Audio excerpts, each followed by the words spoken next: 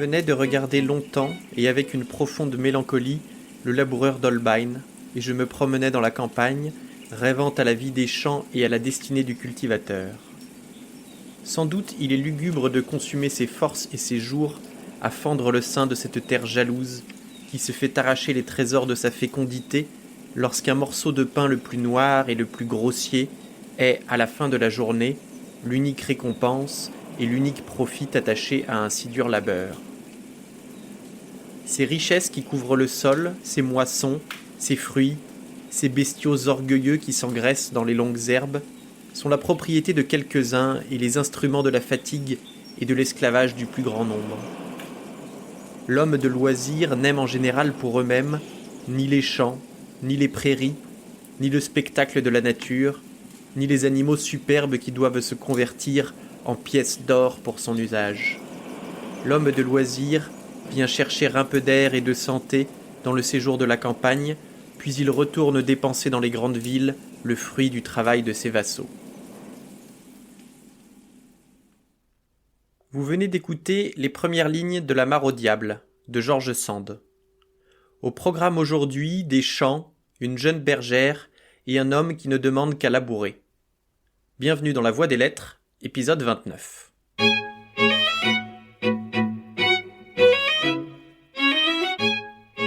Quand je dis première ligne, jusque-là ça voulait dire première ligne, mais avec George Sand, c'est un peu plus compliqué que ça. La romancière, car George Sand est une femme, comme son pseudonyme ne l'indique pas, a en effet l'habitude de commencer ses œuvres par un préambule qui ressemble parfois à une contextualisation, parfois à un message au lecteur, parfois à une petite histoire. Si vous ouvrez une édition de La Mare au diable, vous trouverez une préface, puis une notice où l'autrice explique le but qu'elle s'est donné, puis le chapitre 1 intitulé « L'auteur au lecteur » qui reprend la notice et la développe dans un style plus littéraire. À la fin de ce court chapitre, on a même droit à « Lecteur, pardonnez-moi ces réflexions et veuillez les accepter en manière de préface. Il n'y en aura point dans l'historiette que je vais vous raconter. » C'est dire si les romans de George Sand savent se faire désirer. Après une introduction, aussi longue que la mienne, arrive le chapitre 2, intitulé « Le labour », dont j'ai extrait le passage que vous venez d'entendre, et à partir duquel commence le récit à proprement parler. Ces lignes qui, à défaut donc d'être les premières, nous font entrer dans l'histoire, ne sont pas sans rappeler L'homme et la couleuvre, la fable que je vous ai présentée il y a 2 semaines. À ceci près que le laboureur trime à côté de ses bœufs et semble-t-il au moins autant qu'eux.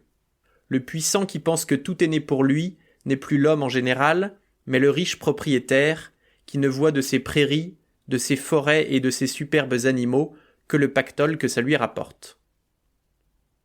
Pour autant, George Sand ne cherche pas à écrire un réquisitoire contre les souffrances des paysans, mais à peindre le beau dans le simple, selon les mots de sa propre notice.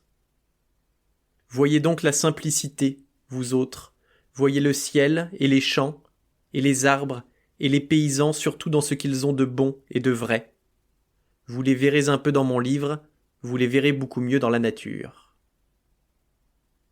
À défaut de pouvoir vous faire voyager en pleine campagne, commençons donc par le roman. Un enfant de 6 à 7 ans, beau comme un ange, et les épaules couvertes sur sa blouse d'une peau d'agneau qui le faisait ressembler au petit Saint Jean-Baptiste des peintres de la Renaissance, marchait dans le sillon parallèle à la charrue et piquait le flanc des bœufs avec une gaule longue et légère, armée d'un aiguillon peu acéré. Les fiers animaux frémissaient sous la petite main de l'enfant et faisaient grincer les joues et les courroies liées à leur front, en imprimant au timon de violentes secousses. Lorsqu'une racine arrêtait le soc, le laboureur criait d'une voix puissante, appelant chaque bête par son nom, mais plutôt pour calmer que pour exciter. Car les bœufs, irrités par cette brusque résistance, bondissaient, creusaient la terre de leurs larges pieds fourchus et se seraient jetés de côté en portant l'areau à travers champs, si, de la voix et de l'aiguillon, le jeune homme n'eût maintenu les 4 premiers, tandis que l'enfant gouvernait les 4 autres. Il criait aussi, le pauvret, d'une voix qu'il voulait rendre terrible et qui restait douce comme sa figure angélique. Tout cela était beau de force ou de grâce, le paysage, l'homme, l'enfant, les taureaux sous le joug. Et malgré cette lutte puissante où la terre était vaincue, il y avait un sentiment de douceur et de calme profond qui planait sur toute chose. Quand l'obstacle était surmonté et que l'attelage reprenait sa marche égale et solennelle, le laboureur, dont la feinte violence n'était qu'un exercice de vigueur et une dépense d'activité, reprenait tout à coup la sérénité des âmes simples et jetait un regard de contentement paternel sur son enfant qui se retournait pour lui sourire. Puis la voix mâle de ce jeune père de famille entonnait le chant solennel et mélancolique que l'antique tradition du pays transmet non à tous les laboureurs indistinctement, mais aux plus consommés dans l'art d'exciter et de soutenir l'ardeur des bœufs de travail. Ce chant, dont l'origine fut peut-être considérée comme sacrée, et auquel de mystérieuses influences ont dû être attribuées jadis, est réputé encore aujourd'hui posséder la vertu d'entretenir le courage de ces animaux, d'apaiser leur mécontentement et de charmer l'ennui de leur longue besogne. Il ne suffit pas de savoir bien les conduire en traçant un sillon parfaitement rectiligne, de leur alléger la peine en soulevant ou en fonçant à point le fer dans la terre. On n'est point un parfait laboureur si on ne sait chanter aux bœufs, et c'est là une science à part qui exige un goût et des moyens particuliers. Le style de cet extrait est caractéristique de la plume de George Sand. Malgré des phrases objectivement longues et des propositions emboîtées qui portent en germe le style de Proust, le récit est fluide, chaque mot soigneusement choisi et le phrasé parfaitement rythmé. Le vocabulaire est volontairement daté, même pour l'époque, afin de peindre le monde rural et ses traditions avec plus de justesse. Un tel projet est commun à de nombreuses œuvres de George Sand, notamment François le Champy, La Petite Fadette ou Les Maîtres Sonneurs, qu'on regroupe sous le nom des romans champêtres. Ces histoires se déroulent toutes dans le Berry et ont pour héros des gens simples, un garçon abandonné, une meunière, une graine de sorcière ou encore des cornemusiers. Dans La Mare au diable, c'est un laboureur nommé Germain qui tient la première place. Vous venez de l'entendre au travail, dans les champs avec son fils Petit Pierre. Retrouvons-le au logis, en pleine discussion avec le père de feu son épouse. Germain, lui dit un jour son beau-père, il faut pourtant te décider à reprendre femme. Voilà bientôt 2 ans que tu es veuf de ma fille et ton aîné a 7 ans. Tu approches de la trentaine, mon garçon, et tu sais que, passé cet âge-là, dans nos pays, un homme est réputé trop vieux pour rentrer en ménage. Tu as 3 beaux enfants, et jusqu'ici, ils ne nous ont point embarrassés. Ma femme et ma bru les ont soignés de leur mieux, et les ont aimés comme elles le devaient. Voilà Petit Pierre quasi élevé. Il pique déjà les bœufs assez gentiment. Il est assez sage pour garder les bêtes au pré, et assez fort pour mener les chevaux à l'abreuvoir. Ce n'est donc pas celui-là qui nous gêne, mais les 2 autres, que nous aimons pourtant, Dieu le sait, les pauvres innocents, nous donnent cette année beaucoup de soucis. Ma bru est près d'accoucher, et elle en a encore un tout petit sur les bras. Quand celui que nous attendons sera venu, elle ne pourra plus s'occuper de ta petite Solange, et surtout de ton Sylvain, qui n'a pas 4 ans et qui ne se tient guère en repos ni le jour ni la nuit. C'est un sang vif comme toi. Ça fera un bon ouvrier, mais ça fait un terrible enfant. Et ma vieille ne court plus assez vite pour le rattraper quand il se sauve du côté de la fosse, ou quand il se jette sous les pieds des bêtes. Et puis, avec cet autre que ma bru va mettre au monde, son avant-dernier va retomber pendant 1 an au moins sur les bras de ma femme. Donc tes enfants nous inquiètent et nous surchargent. Nous n'aimons pas avoir des enfants mal soignés, et quand on pense aux accidents qui peuvent leur arriver, faute de surveillance, on n'a pas la tête en repos. Il te faut donc une autre femme, et à moi une autre bru. Songe-y, mon garçon. Je t'ai déjà averti plusieurs fois, le temps se passe, les années ne t'attendront point. Tu dois à tes enfants et à nous autres, qui voulons que tout aille bien dans la maison, de te remarier au plus tôt. Eh bien, mon père, répondit le gendre, si vous le voulez absolument, il faudra donc vous contenter. Mais je ne veux pas vous cacher que cela me fera beaucoup de peine, et que je n'en ai guère plus d'envie que de me noyer. On sait qui on perd, et on ne sait pas qui l'on trouve. J'avais une brave femme, une belle femme, douce, courageuse, bonne à ses pères et mères, bonne à son mari, bonne à ses enfants, bonne au travail, au champ comme à la maison, adroite à l'ouvrage, bonne à tout enfin. Et quand vous me l'avez donnée, quand je l'ai prise, nous n'avions pas mis dans nos conditions que je viendrais à l'oublier si j'avais le malheur de la perdre. Voilà donc l'intrigue principale de La Mare au diable. Un laboureur de 28 ans, veuf, doit se remarier. Non pas suite à un coup de foudre, mais pour des questions beaucoup plus pratiques. Il a besoin d'une femme pour élever ses plus jeunes enfants pendant qu'il travaille au champ. On retrouve le pragmatisme campagnard dans la figure du beau-père, qui arrive à le convaincre et qui a même déjà une idée pour sa future bru. C'est la fille d'un de ses amis, assez riche et qui cherche justement un mari. Elle est d'un âge avancé, c'est-à-dire 32 ans, on vieillissait vite à la campagne au XIXe siècle, et veuve depuis 2 ans. Germain est donc sommé d'aller la rencontrer chez elle et d'apporter quelques présents à son père. Leur maison est située dans un autre village où doit justement se rendre la petite Marie, une jeune bergère de 16 ans qui va louer ses services pour la saison.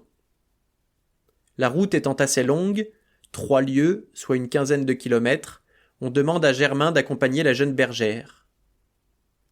En chemin, ils traversent un bois et se perdent, la nuit tombe, ils décident donc de s'arrêter et de faire un feu.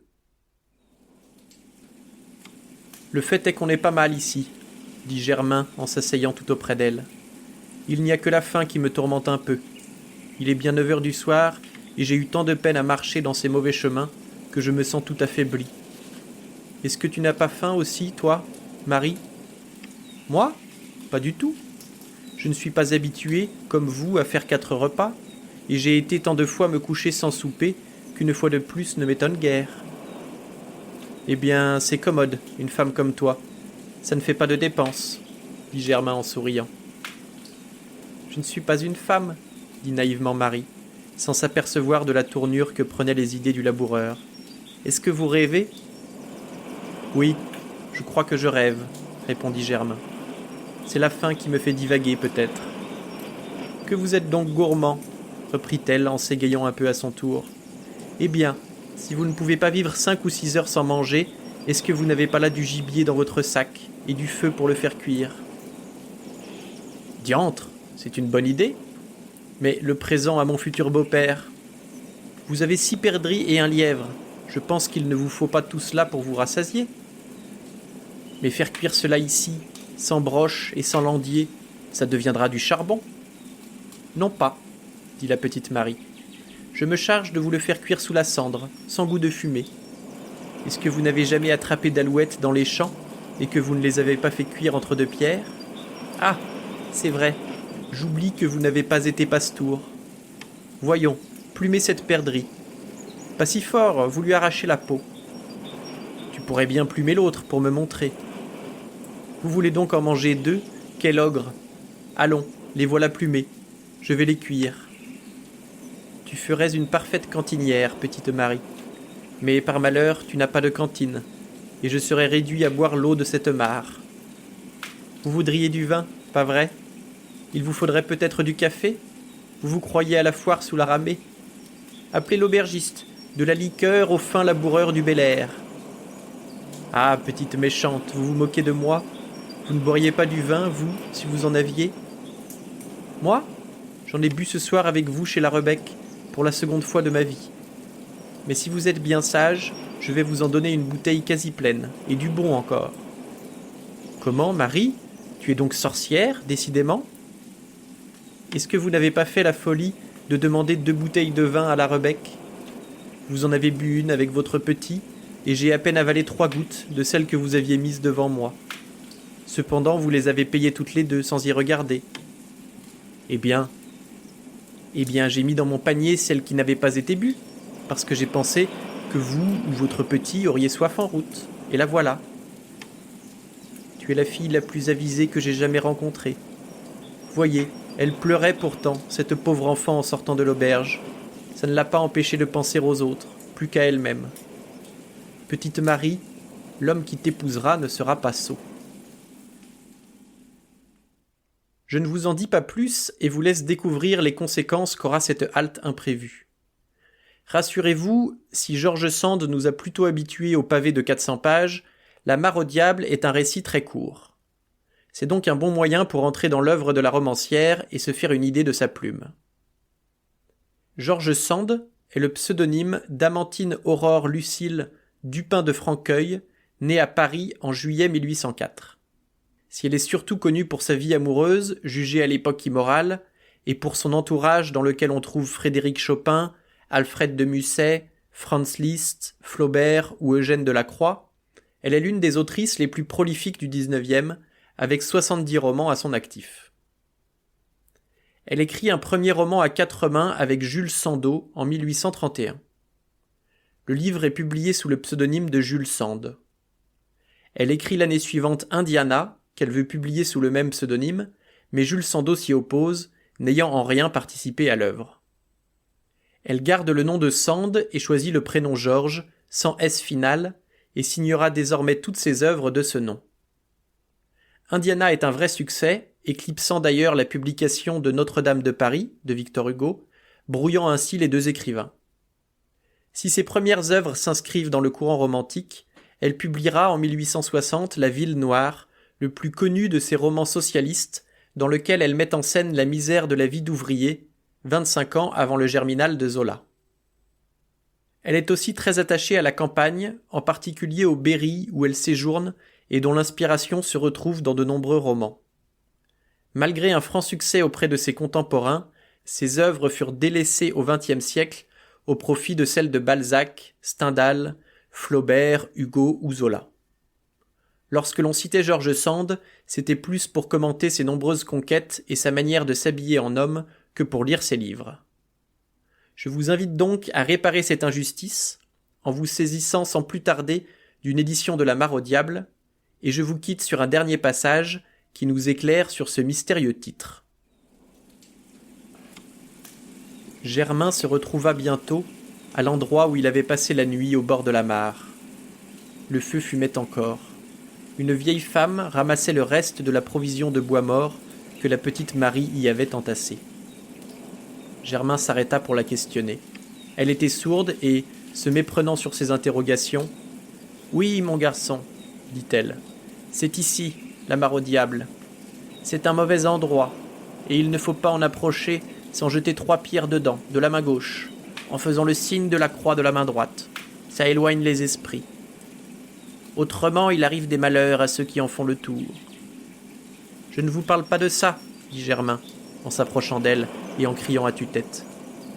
N'avez-vous pas vu passer dans le bois une fille et un enfant ? Oui, dit la vieille, il s'y est noyé un petit enfant. Germain frémit de la tête aux pieds, mais heureusement la vieille ajouta. Il y a bien longtemps de ça.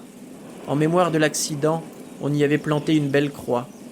Mais par une belle nuit de grand orage, les mauvais esprits l'ont jeté dans l'eau. On peut en voir encore un bout.